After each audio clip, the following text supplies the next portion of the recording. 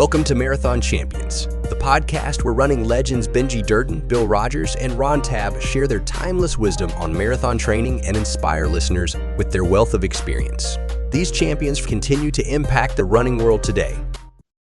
So when you were in Arkansas, and a really impressive resume that you had at the University of Arkansas, how did you pick Arkansas for one to go to school with? John McDonald, was he? So John McDonald was not my coach. It was Lance Harder was the women's coach, and he was at Cal Poly San Luis Obispo in California, had come to a few of my races, and I really liked him. And then he moved to Arkansas, and I was like, what country is that in? But a little geography lesson there. And so I went on one of my recruiting trips there after going to a few other schools that I thought I would really click with, and did not. And so I ended up in Arkansas, and what I found there was that the team was so tight knit. They loved what they did. They loved each other. They were so supportive of each other. Whereas some of the recruiting trips I went on, you could tell that this pizza party that was put on just for me, that they didn't really get together outside of running. They didn't really know what each other was doing. And I was like, this seems a little forced.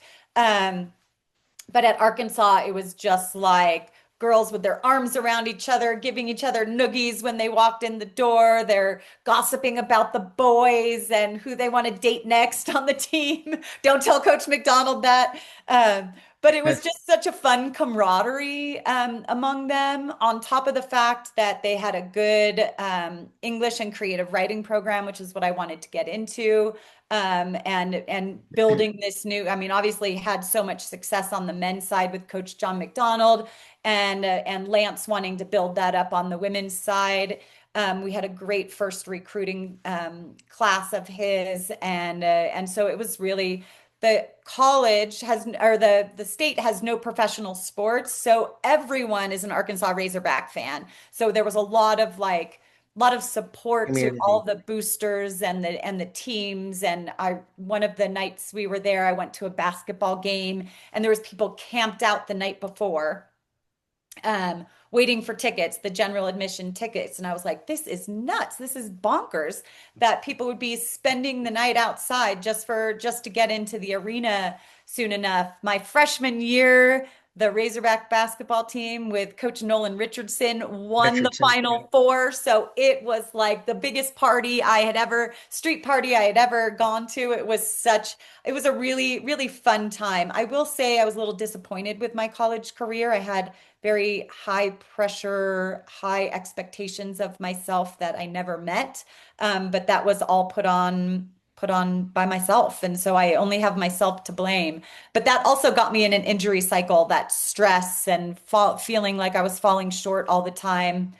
I was surprised when I looked back, writing my book, surprised when I looked back at my resume and said, I actually did pretty well. A runner-up twice at the NCAAs. I was 9-time All-American. Like that's pretty good work there. Some great personal best to be proud of, but I only remember the shortfalls when I was in it.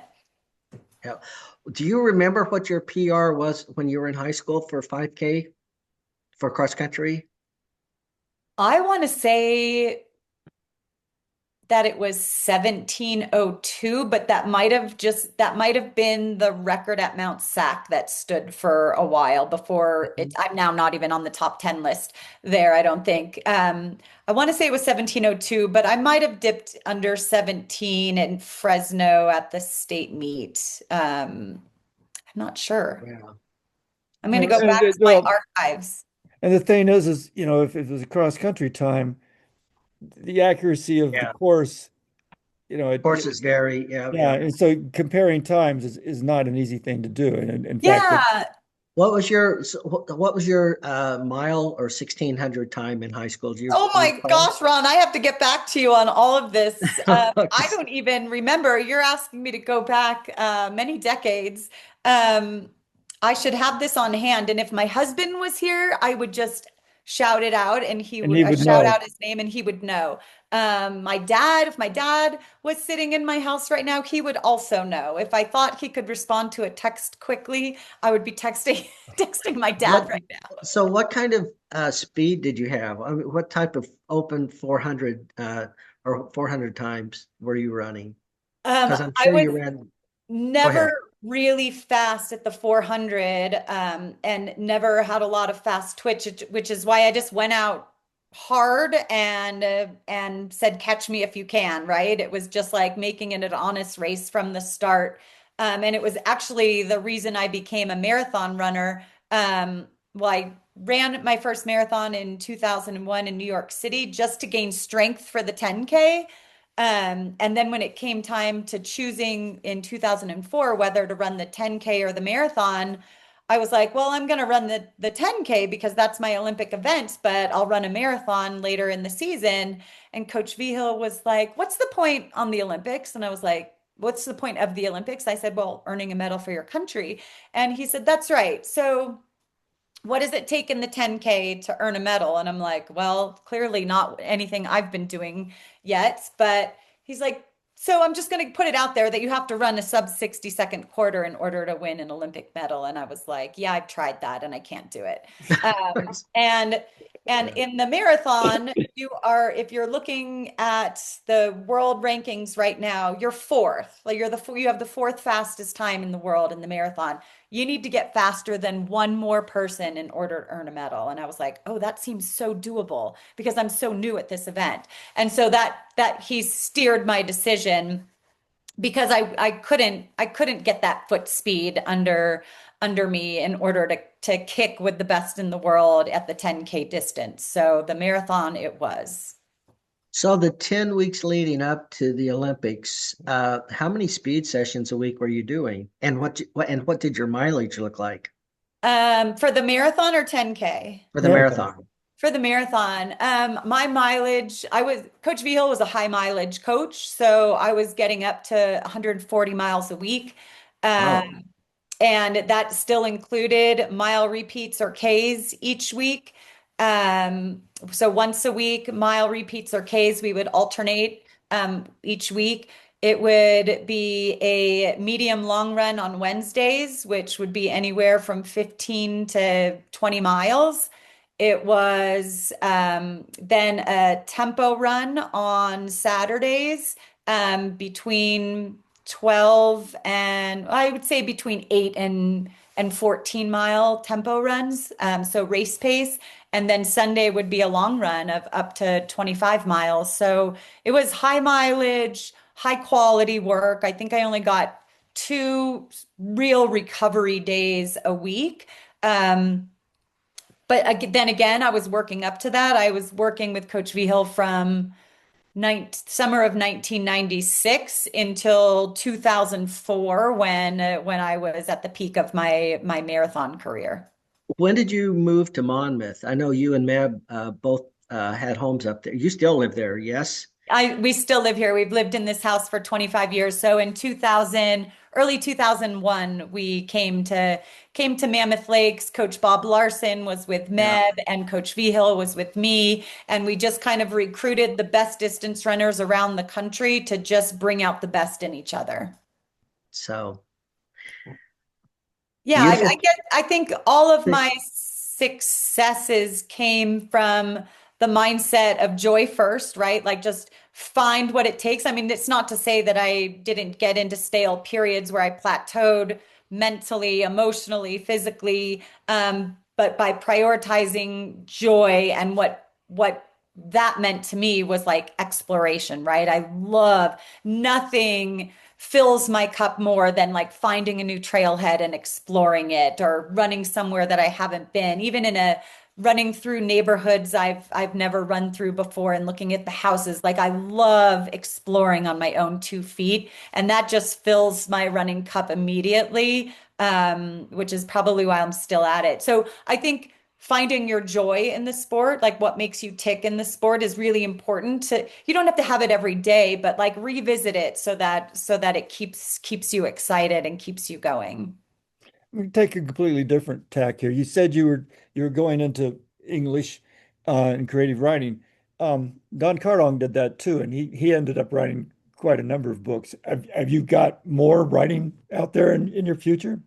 Um, Possibly. I journal a lot, which is how I was able to go back and like understand my emotions at any specific time, or a panic attack I had in Finland, or some of those things that might be hard to recall if you don't have like the raw words on paper. So I journal a lot. I love to write. I feel like it's a great form of expression and like just getting things off your chest so you can have like a free conscience. Um, but I think if I were to write something next, it might be some sort of like mental workbook of like how to draw out the best out of your mental side. I think it's becoming more acceptable that that our thinking can really drive us or debilitate us. So I would love to write a little manuscript on that. I feel like my memoir kind of did that, but you could also just read it in an entertaining way without it being without having to work for it. So maybe a workbook. I also really love cooking and have a lot of anecdotal stories about time in the kitchen and with recipes. So that might be a fun thing to like to write about, but also have recipes and not really a cookbook, more of like storytelling with recipes. So that'd be interesting. I mean, and they're cozy books. A lot of them are based around cooking, and there'll be a recipe with it. I mean, it's completely different because that's fictional, but yeah, it's not something that hasn't been done. Yeah. Yeah.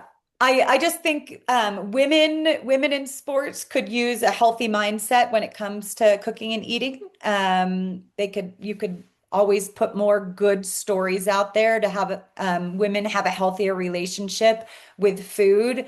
But also really the mindset and energy with which we cook. Now I'm going to get far out. This might be weird to grasp. So I'm testing your reactions to know if I should continue on this project. That the energy that we cook with ends up going into our food, like the frequency and energy that we're cooking with, right? So if I'm cooking in a super depressed state and I'm serving it to my family, it might not taste that great. But if I'm cooking with joy and with the intention of nourishing them and really thought out the ingredients, it's like organic and whole foods and starting from scratch and really pouring my heart into this meal, even if I forget the salt, it's gonna taste good and it's gonna nourish the people at the table. So I do believe in the intention when you're cooking as well. Well, part of that I mean, I suppose you could do a blind study where you did that in the kitchen and then somebody else brought the food in. So your personality and your emotions aren't coming in with the food. So so I would think it's a possibility that part of what's going on is, you're carrying this attitude, and the attitude is not necessarily just simply in the food. It's in the environment where the food is being consumed. Yeah. I wrote that down, Benji. I'm gonna do that. A blind test. It's gonna be a Okay. Well, I was a science major. Those are one of the things I think about when I'm seeing stuff like this. yeah. Like I actually love the springtime for fresh peas. And Hmm. my dad's like, wait, you're serving homemade fettuccine, like rolling out the noodles, homemade fettuccine with fresh peas and mint and ricotta cheese. And I'm like, yeah, it's peas season. And he's like, do you remember the hassle it was to get you to eat peas as a child? And I was like, but Dad, you were serving them from a silver can and they were cold from the fridge. Like he put the canned peas in the refrigerator and then would just strain them and dump them on our plate. They were almost gray. They weren't even green. They were so disgusting. I would plug my nose and just shove them in. Yeah. And it said, even on the can, now you're going to see how weird I am. On the can, it said baby peas, which now in hindsight, as from a marketing standpoint, it means, oh, they're young, so they're like bursting with flavor and nutrients. But at the time, I was an adopted child eating baby peas. So I would try to swallow the peas in really fast intervals so the babies weren't separated from the other babies. It was like so complicated. Peas, even just a pea, is so complicated in my life because I overthink everything. So that's how my writing goes. When I'm like writing about stuff, I just get so nuanced in the details of these Okay, things. so So talking about food, uh, and you've traveled the world, where is your favorite place? My wife and I, we just bought a home in Nice. And one of the things that we have discovered are the markets the food is so much better, so Right. much fresher. And I mean, unless you have traveled, you really don't get it. You don't understand. I mean, it's hard to explain to people who have never been to France or Germany or Spain or Italy, and you shop every day for fresh food Yeah. because we go to the markets here and we have these giant refrigerators and we just stack them with all kinds of crud. And over there, they shop pretty much on a daily or every other day. And the food is so much better. Oh my gosh. Ron, congratulations. Nice is amazing. And I love the little markets. You go and grab your fresh baguette, and then you go to the cheese shop and grab some Oh, cheese absolutely. to Yeah, have. And you have that as you're drinking your wine, as you're prepping your dinner with fresh vegetables and meats. You got it two separate marketplaces. Uh, you look at the way the rest of the world eats, and that's how they eat. They go to each specialty shop and get the best of the exactly. best and the Yep, freshest of the fresh every day. And then you think, like, how, if you were just to put yourself in another mindset, how brilliant was it to just make a supermarket that you just had one, like how efficient that is for your time to just go to one place and grab everything you need from toilet paper to fish that's 2 weeks old to apples that were picked in another country um, yep, 2 weeks prior. Like you just think like, yeah, it's time efficient, but that's gross. It's like gross to get all your things in one place. So I get that. So to answer your question, my favorite place that I ever went, and it's because of the market, was Marrakesh, Morocco. And it was for the Oh, World Cross Country Championships. And I just could not believe, like in an era where we just feel like we could see everything in the world all the time. I felt like I had gone back in time.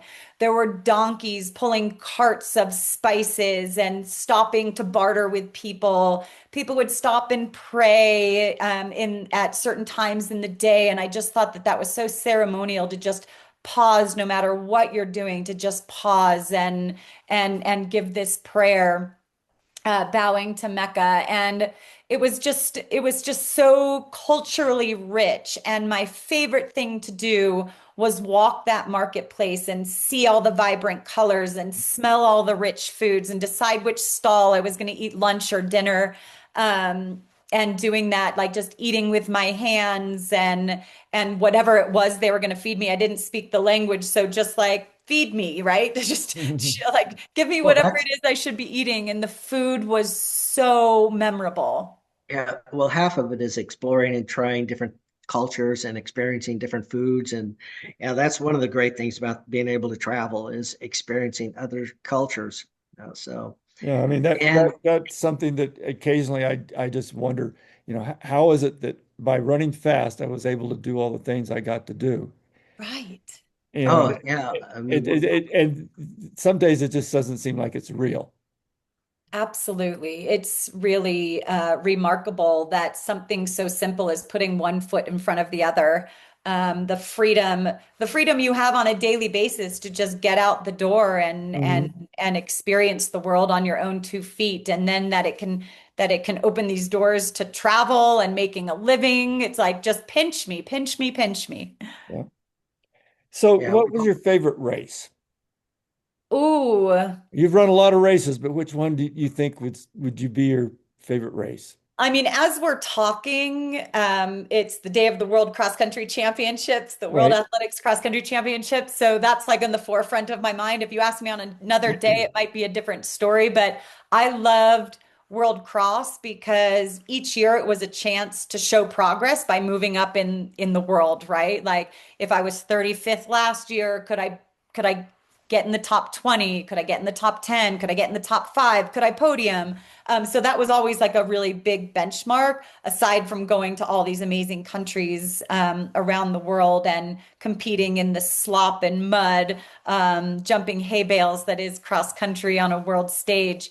But I also really, when I look back in my career, one of the races that I looked forward to time and time again was the Jacksonville 15K and the Carlsbad 5,000. Those two races were always so fun, even though they were still my job. It just felt like I could get out there and be aggressive and playful and have fun with trying to extend my lead on the turns and turn over my head to see where the competition was at set points. I just loved those two races, and each year they were both in the springtime, but each year I just really got excited and jazzed to take to the streets of Carlsbad, California, and Jacksonville, Florida for those two races.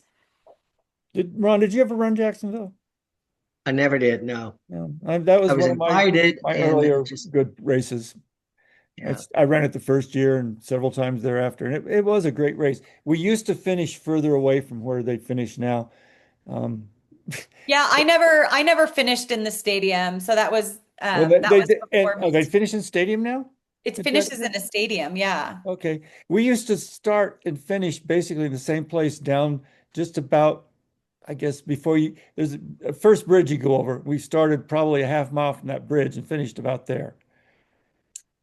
So I think You I used to finish off a Hart Bridge, I think, when you were doing it. Yes, So yes, like we'd come maybe off a a Hart Bridge and then we'd kilometer. run another mile.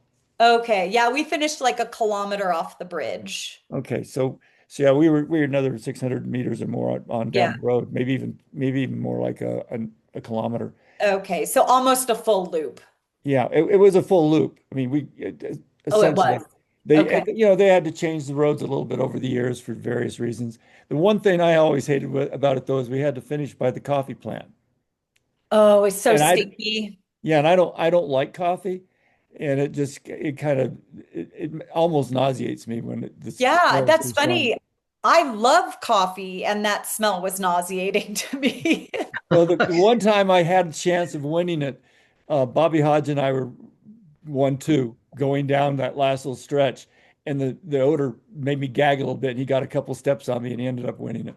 Oh my gosh. But Wow. such is life. Right. I mean, if you're not gagging on the smell of roasted coffee in bulk, you're gagging from the lead vehicle exhaust, and now the lead vehicles are all electric. So, Yeah, we didn't have electric vehicles in our day. yep, yep. But that's interesting that you those are. I would have thought maybe you would have been excited about your Olympic performance. If I had to guess what you would describe as your favorite race. No, and it's maybe people would assume that because it's one of the accolades that stands on the top of my resume, but I also think of it as um, one of the races I would like to do over because I really believe I was the fittest person that day, and I misjudged. I was so fit, and it was so hot, and I was so scared of the heat, seeing even what it was doing to the women in front of me that went out too fast. Um, but I was so fit, I was going to handle the heat better than anyone. So why did I run so conservatively the first Conservative. half? Like I know I needed to be conservative, so where was that point that I could be conservative enough to not overheat? But I don't feel like I maximized my fitness that day. It's the only marathon I've finished where I was like, I could totally turn around and do that again. Yeah, we all, I think, I don't know about Ron, but I also do that. I'll think about a marathon that I felt like, well, if I'd done this, I'd have finished. Benji, what race, if you could do one race over, what would it be? I'd probably wear a different pair of shoes for the 1983 Boston. You'd wear a pair of Asics Metaspeed Skies. Well, I don't know if I had that as an option, but I wore a pair of Yeah. shoes that had a wrinkle in it. And Yeah. because of that wrinkle, I didn't know the wrinkle was there, but because of that wrinkle, I got a blood blister. And that Oh, blood blister popped on the way down from heartbreak. And I went from running in, we were running in the 440s, and I went from running in the 440s to running in the 520s. And So oh. in that same race, that's probably one that I would like to redo So let's myself. do it. We could, if you guys are talking about the same race, we could redo the same race. well, we have to get Greg Meyer, who's just had his knee replaced. So I don't know if Yeah. That's that perfect. That's Yeah. perfect. I would win this time because I could run the whole way. Yeah. Ron, Well, how I would don't you redo? know, Benji. I don't know because I had so much left in the I know, but tank if we're redoing it that today, the goal, well, I couldn't do it. that's my So, point. With the but the body we goal, have today, the body that we have to, mine wouldn't allow me. But So what yeah, would you do different that day, Ron? well, that was the inaugural World Championships trials.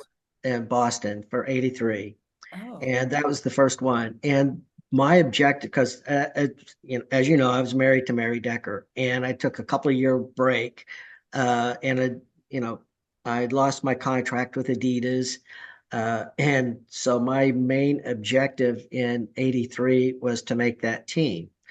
So and Benji probably can attest to this because I've made a huge number of mistakes in marathoning, going out too hard and dying. And Coach Dillinger told me, he said that, if you get back here and you've gone out too hard, I'm going to take a baseball bat to your knees when you get back to, I mean, in a joking way, but, and so I went out I was in really good shape. And I think that I could have given Benji um, Yeah. and Greg a much better race had I been more aggressive in that race. Yeah. I mean, So we all think about these things. I think, I think we could have all, if we'd all been together, could have been in the low 208s. yeah, And I think so. but Wow. and if we had the shoes we have today, who knows? What do you Oh, think yeah. about that, Dean, about the shoes? I mean, what is your opinion on this subject? I mean, when they first came out, I was like, this is like this is like performance enhancing apparel, right? Or I wasn't a big fan, but the fact that it's just taken a new direction entirely for the entire shoe industry, but also for the sport. Every single weekend, I feel like we're privy to a national record going down, a world record being broken. It's like at one point I was like, this is mind blowing, and now I just expect it. Like, okay, like who's gonna break the record today? Like the Valencia Marathon's happening. Who's gonna break the course record? Is it gonna be one? I don't know. I is it gonna is she gonna reclaim her? Is Jep Kosgei gonna reclaim her world record, or is it gonna go to someone new? It's like you're just expecting it at some point it's going to plateau again, right? And it's going to start inching a little, creeping along a little more selectively. But right now it's like we're in the explosion of it, and it's so fun to witness it, to just be in awe every weekend of these records going down. What do you think how do you think you'd feel about being a 2:15 marathoner?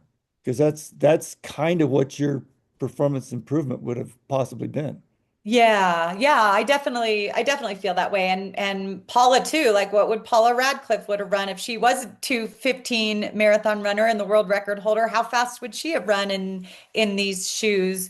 Um, it's 212 to 211. yeah, it's fun. It's fun to think about, but I think we're just in a different time. So it's not even, I consider it a different sport now. I don't even consider it the same sport because of the technology. When you look at like how the track changed from being cinder Yeah. to tartan and mondo, like Yeah.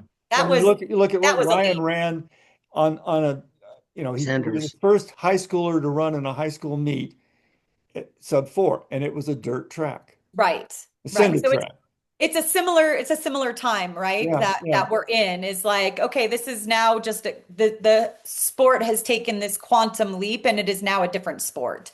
And so I feel that with the shoe technology, but that's also simultaneous with the wave light technology that is for the light Pacing. technology around the track for record attempts. Yeah. So it's just we're in this I think it's because it's taking advantage of the shoe technology simultaneously that it's like every race isn't just, I think that's why the Olympics are so fun because it's just a competitive race, whereas every other meet that we're in is some sort of record attempt. I think in World Championships and Olympics is really the only time we're getting to see head-to-head competition where strategy and tactics are coming into play.